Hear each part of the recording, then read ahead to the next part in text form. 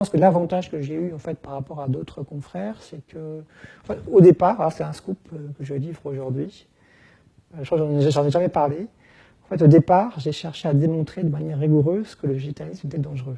Voilà, c'est des choses qui étaient dites, mais jamais avec des arguments vraiment pertinents. Donc j'ai fait une recherche dans la littérature pour en fait étayer cette thèse. Et j'ai bien vu que cette thèse ne tenait absolument pas. C'est même l'inverse. Voilà.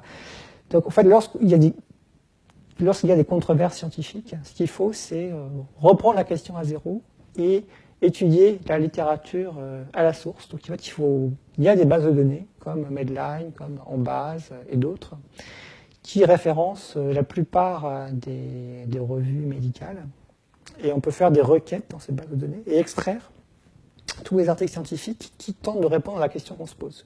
Et après, il faut le lire, voilà, il faut du temps, et on lit les données, et après, on peut se faire une opinion la plus fiable possible. Donc, j'ai réalisé ce travail il y a plusieurs années. Alors, bon, il y a à peu près 3000 références scientifiques. Bon, c'est un gros travail, mais c'est faisable pour une seule personne. Et là, j'ai vu qu'il y avait une totale différence entre le système de croyance dominant et ce qu'il y a dans la littérature scientifique. Ça n'a absolument rien à voir.